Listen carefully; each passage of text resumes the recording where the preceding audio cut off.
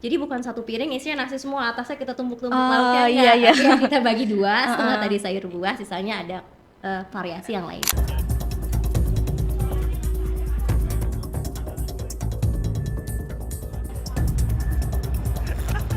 Minuman manis menjadi favorit bagi hampir setiap orang.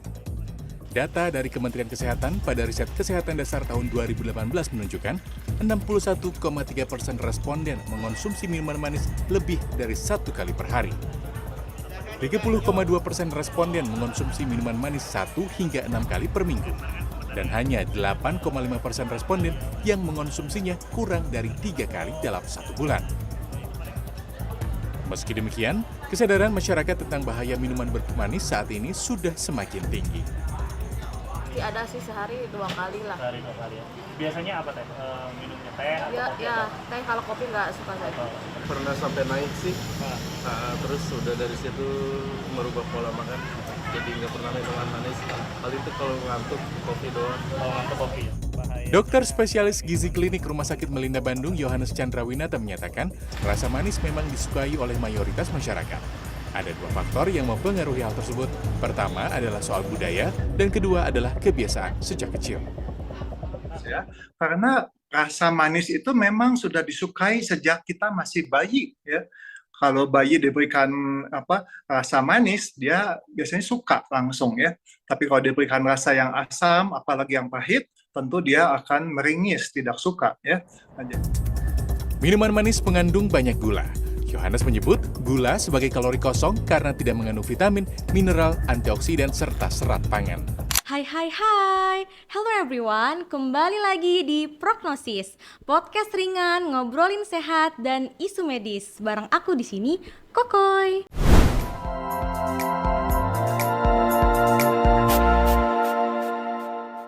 Jadi podcast ini bakalan nemenin kalian ngobrol santai seputar kesehatan dan isu-isu medis yang pastinya relate banget nih sama kita semua. Dan gak cuma itu, kita juga akan sharing pengalaman mahasiswa kedokteran yang mungkin belum pernah kalian dengar sebelumnya. Oke, jadi langsung saja hari ini kita kedatangan narasumber yang super duper luar biasa. Narasumber kita hari ini adalah Dr.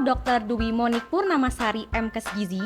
Beliau adalah dosen di Fakultas Kedokteran UHAMKA, seorang dokter gizi medik sekaligus konselor laktasi. Selain itu, beliau juga aktif menulis buku dan membagikan tips-tips menarik seputar gizi di akun Instagramnya. Intinya, beliau sangat expert di topik yang akan kita bahas kali ini. Oke, langsung saja sudah duduk seorang dokter cantik di samping saya. Ini dia Dokter Monik. Halo dokter, apa kabar? Halo, alhamdulillah baik. Alhamdulillah. Oke teman-teman, jadi tadi kita sudah melihat video yang lagi tren kali ini. Banyak anak muda yang suka minum minuman manis nih, baik dari kopi, susu maupun boba. Nah dok, kita nih sebagai anak muda, kayaknya kalau sehari aja nggak minum minuman manis, kayaknya ada yang kurang gitu ya dok. Nah sebenarnya seberapa besar sih dampak buruk terhadap tubuh kalau kita suka minum minuman manis, dan berapa batas konsumsi gula perharinya dok? Baik. Nah, minuman tinggi gula yang manis-manis itu biasanya banyak gula tambahannya. Oke. Nah, itu bisa berbahaya untuk tubuh. Salah satunya meningkatkan resiko penyakit seperti obesitas, diabetes mellitus, dan juga penyakit metabolik lainnya. Di pedoman gizi seimbang ada konsep nih dari Kementerian Kesehatan, istilahnya G4 G1L5. Nah, jadi untuk dewasa dalam sehari asupan maksimal gula itu 4 sendok makan sehari atau sekitar 50 gram. Kemudian garam itu 1 sendok teh sehari, dan juga lemak itu maksimal 5 sendok makan sehari. Nah, konsep itu. Jadi dari WHO juga ada. Nah, dari WHO ini batasnya itu adalah kurang dari 10% kebutuhan energi harian, dan lebih baik lagi jika kurang dari 5%. Untuk mudahnya, itu tadi saja pakai 4 sendok makan gula sehari maksimal atau 50 gram. Jadi sebenarnya kalau kita pikir-pikir sehari itu konsumsi gula bisa berlebih ya dok. Misalnya kayak aku nih mahasiswa kedokteran, pagi-pagi biar nggak ngantuk suka minum kopi. Pasti kan ada kandungan gulanya itu. Terus kalau siang-siang kita habis makan enak nih minum es teh manis. Nah udah numpuk aja tuh ya dok ya sehari gulanya. Oke dok, jadi ngomongin soal tadi, Berarti kan kita perlu mengatur pola gizi kita ya dok ya, biar tetap seimbang. Nah sebenarnya konsep dari makan sehat itu sendiri bagaimana ya dok? Dan pastinya kan ada pedoman dari gizi seimbang itu. Nah mungkin boleh dijelaskan dokter? Ya. Saat kita makan nasi, roti, daging, ikan, susu, atau gorengan, tubuh akan memperoleh kalori dari makanan tersebut. Semakin banyak makanan yang kita makan, semakin banyak pula kalori yang masuk ke dalam tubuh. Sebagai gambaran, 1 sendok teh minyak itu sekitar 50 kalori. Ini hampir sama dengan kalori yang terdapat dalam 1 sendok makan munjung nasi putih matang atau sekitar setengah centong rata nasi putih matang ini. Inilah sebabnya kenapa makanan yang banyak menggunakan minyak dapat meningkatkan asupan kalori dengan cepat tanpa kita sadari. Setelah makanan masuk ke dalam tubuh dan dicerna, kalori yang terkandung di dalamnya akan digunakan sebagai sumber energi. Secara umum, kalori yang kita makan akan digunakan untuk 3 kebutuhan utama tubuh. Yang pertama adalah basal metabolic rate atau disingkat BMR. BMR ini adalah kebutuhan energi minimal untuk menjalankan proses tubuh yang vital atau sangat penting, seperti bernafas, peredaran darah, jantung harus terus berdetak. Bahkan saat kita sedang tidur pun, tubuh tetap membutuhkan energi untuk kebutuhan basal ini. Yang kedua adalah specific dynamic action atau SDA, yang juga dikenal sebagai efek termik makanan. Ketika kita makan, tubuh harus bekerja untuk mengunyah, menelan, mencerna makanan, menyerap zat gizi. Nah, proses ini juga membutuhkan energi. Yang ketiga adalah energi yang digunakan untuk aktivitas fisik sehari-hari, mulai dari berjalan, berdiri, bersihkan rumah, bekerja, olahraga. Jadi semakin aktif seseorang, semakin banyak kalori yang digunakan untuk aktivitas fisik. Nah, jika masih ada kelebihan kalori setelah digunakan untuk BMR, SDA, dan aktivitas fisik, maka sisa kalori itu akan disimpan dalam tubuh. Misalnya nih, tubuh kita perlu 2000 kalori dalam sehari, tapi hari itu kita mengonsumsinya 2500, artinya ada kelebihan 500 kalori yang nggak dipakai tubuh saat itu. Tubuh tidak akan membuang kelebihan energi ini. Cadangan energi ini terutama disimpan dalam bentuk lemak yang disebut trigliserida. Kelebihan kalori dari karbohidrat, protein maupun lemak dapat diubah menjadi trigliserida. Trigliserida ini kemudian disimpan di dalam sel-sel lemak yang terdapat di berbagai bagian tubuh, seperti di bawah kulit, di area perut, pinggul, paha, dan sekitar organ tubuh. Jika kelebihan kalori terjadi terus-menerus setiap hari, simpanan trigliserida akan semakin banyak. Sel lemaknya akan membesar dan berat badan juga akan meningkat. Sebaliknya, saat badan kita nih membutuhkan energi tambahan, misalnya ketika asupan makanannya lebih sedikit dari kebutuhan, trigliserida yang tadi tersimpan akan dipecah lagi menjadi energi. Keseimbangan antara kalori yang masuk dan kalori yang digunakan ini merupakan salah satu kunci penting untuk menjaga berat badan. Jadi dari Kemenkes ada namanya pilar gizi seimbang. Nah, pilar gizi seimbang ini ada 4. Yang pertama, keanekaragaman pangan. Nah, artinya di sini proporsi variasi makanannya, jumlahnya, kemudian jadwalnya teratur. Yang kedua, itu perilaku hidup bersih, seperti cuci tangan pakai sabun sebelum makan. Yang ketiga, itu adalah memantau dan mempertahankan berat badan normal. Satu lagi yang keempat, itu adalah aktivitas fisik yang cukup dalam sehari. Jadi gizi seimbang bukan hanya tentang makanan aja, tapi juga ada hal-hal lainnya tadi. Oke, berarti ngomongin tentang gizi seimbang nih dok, berarti kan kita mau punya berat badan yang ideal dong, karena kita makan dengan pola gizi yang seimbang itu. Nah sebenarnya nih dok, kan kadang orang ngerasa aku udah kurus nih, tapi kan belum tentu secara medis itu adalah tubuh yang normal. Nah, ada nggak dok cara sederhana agar kita bisa tahu sebenarnya tubuh kita tuh udah masuk normal atau belum sih? Ya, jadi ada yang paling sederhana nih ya, itu ada namanya istilah indeks massa tubuh atau BMI Body Mass Index. Nah, ini caranya gampang nih. Jadi sebenarnya itu apa? Nah, itu dulu ya. Yang itu adalah ukuran untuk melihat berat badan seorang itu sudah normal apa tidak berdasarkan tinggi badannya.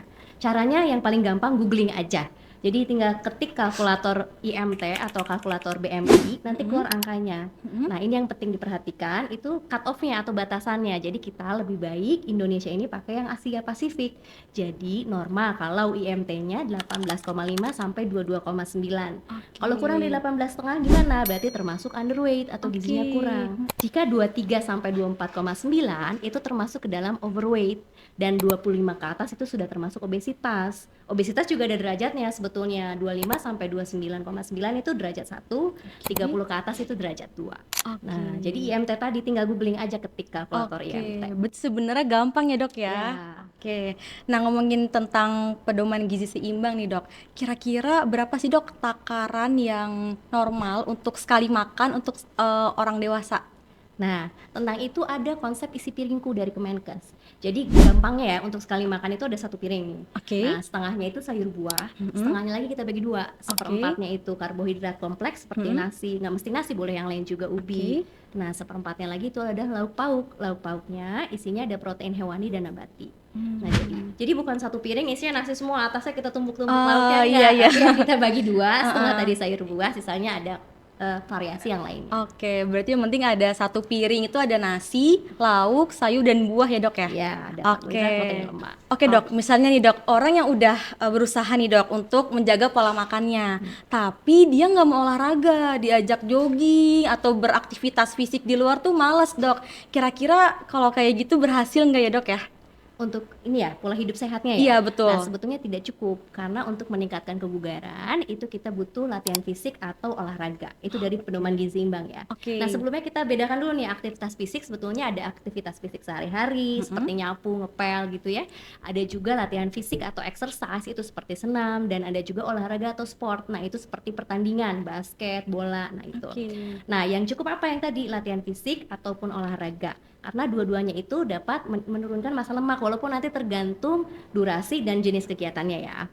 Oke. Nah, dari PGS sendiri, pedoman gizi seimbang, itu adalah cukup bila 30 menit sehari setiap hari. Dari WHO juga menyebutkan bahwa setidaknya 150 menit seminggu aktivitas fisik. Nah, itu yang bersifat aerobik ya, misalnya tadi jogging gitu ya. Oke. Dan itu intensitas sedang. Nah, intensitas sedang tuh gimana? Mudahnya gini, misalnya kita lagi senam, kita masih bisa bicara tapi nggak bisa nyanyi. Nah, itu udah termasuk intensitas sedang. Oh, Gitu. oke. Berarti minimal itu 150 menit per minggu. Ya, dengan aktivitas yang aerobik. Oke. Nah, ada juga WHO menyebutkan untuk tambahan manfaat bisa ditambahkan dengan 2 kali latihan penguatan otot begitu. Berarti angkat beban ya dok ya? Ya, misalnya Oke. itu. Iya. Oke dok, berarti kalau yang mengatur pola makan aja tanpa dibarengi dengan aktivitas fisik itu nggak bisa ya dok ya, kurang optimal. Iya, karena tadi gizi seimbang juga ada aktivitas fisiknya. Iya betul. Oke, baik dokter. Mungkin dokter ada nggak tips sederhana yang bisa langsung diterapkan oleh masyarakat untuk memulai pola hidup sehat?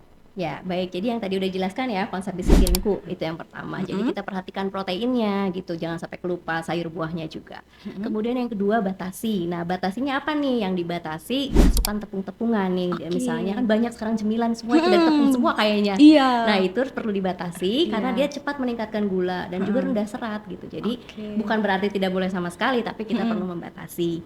Kemudian gula. Nah, gula tambahan tadi juga di minuman kaleng itu biasanya tinggi gula dan kita mengurangi itu, artinya mengurangi UPF yang lainnya juga ya, makanan kalengan atau ultra processed food UPF tuh. Kemudian juga tidur cukup. Nah, itu juga penting karena tidur cukup itu meningkatkan imunitas tubuh, juga terkait hormon-hormon yang berpengaruh juga ke berat badan. Tidur cukup itu. Beberapa panduan menyebutkan bahwa seperti CDC ya, itu tidur cukup untuk dewasa itu 7 sampai 9 jam sehari. Oke. Nah, untuk jumlah yang presisi memang idealnya itu dihitung tergantung individu masing-masing untuk jumlah kalori, karena kan nanti tergantung usianya, jenis aktivitasnya, itu bisa berbeda-beda. Jadi memang idealnya itu tergantung individu masing-masing. Oke, berarti tadi mengurangi gula dan kelola tidur ya dok ya? Iya, batasnya tepung juga. Oh iya, batasi tepung juga teman-teman. Oke dok, jadi kan tadi kita udah membahas banyak ya dok ya tentang pedoman gizi seimbang. Nah sekarang kita ada di segmen mitos atau fakta nih dok, karena kan kayaknya masih banyak nih miskonsepsi dari masyarakat. Nanti aku akan memberikan statement, dokter bisa jawab mitos atau fakta sesuai dengan kebenarannya. Oke, sudah siap dokter? Ya. Oke, jadi yang pertama, mitos atau fakta kalau karbohidrat itu tidak sehat, jadi harus dihindari total. Mitos. Kenapa mitos? Karena karbohidrat itu juga diperlukan tubuh dalam jumlah yang cukup sebagai sumber energi utama. Yang bikin kelebihan berat badan itu kalau kebanyakan, sehingga total kalori hariannya melebihi kebutuhan. Kan kalau kita mau turun berat, kita defisit kalori. Iya. Kalau kita mau naik berat, kita tambahkan kalorinya. Dan kalau ingin tetap berat badannya, kita sesuai dengan kebutuhan. Selain itu, juga ada jenis karbohidrat yang kita penting seperti serat ya. Serat itu termasuk karbohidrat kompleks, non-fatty. Jadi itu juga ada serat larut air ya, soluble fiber itu biasanya dari buah-buahan, dan ada serat tidak larut air itu seperti dari sayur-sayuran. Itu keduanya dibutuhkan tubuh dalam jumlah yang cukup. Jadi karbohidrat itu masih perlu, hanya Masih nanti perlu ya dok ya? porsinya saja Oke, yang kita berarti atur. mitos ya dok ya, Ya. tetap diperlukan asalkan cukup. Ya. Oke, yang kedua dokter, mitos atau fakta kalau lemak itu semuanya jahat? Oke, itu juga mitos. Karena lemak juga ada lemak jenuh, ada lemak tidak jenuh. Nah, lemak jenuh itu yang memang kita batasi, kita kurangi sebisa mungkin kita hindari. Nah, yang tidak jenuh itu dibutuhkan tubuh. Nah, ini seperti untuk membuat hormon. Nah, jika itu kurang nanti bisa terganggu. Nah, sering dengar mungkin omega 3, omega 3. Nah, Iya. itu juga termasuk lemak tidak jenuh. Nah, contoh sumber makanan yang mengandung lemak tidak jenuh itu misalnya alpukat, kemudian kacang-kacangan dan juga ikan. Oke, berarti tetap juga mitos ya dok Ya. ya.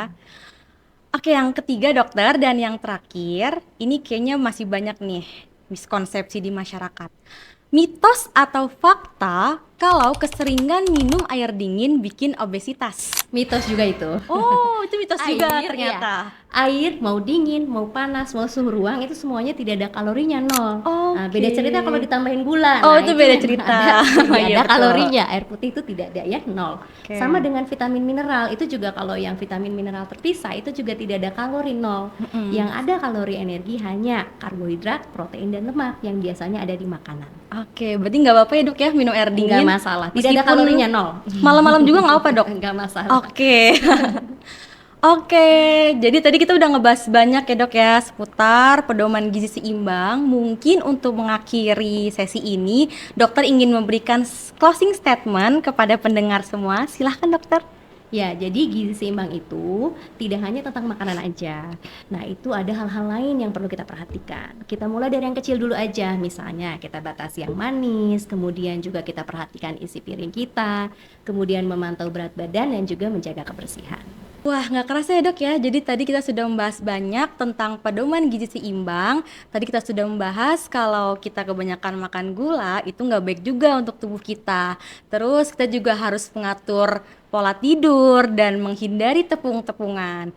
Nah teman-teman, sebagai anak muda kita harus menjaga pola makan dan jangan lupa dibarengi dengan aktivitas fisik. Jadi teman-teman jangan lupa olahraga ya. Oke baik, terima kasih dokter sudah main-main ke sini. Terima kasih sudah membahas banyak hal dan memberikan insight banyak nih ke kita hari ini. Semoga apa yang dokter berikan hari ini bisa bermanfaat untuk pendengar semua. Amin.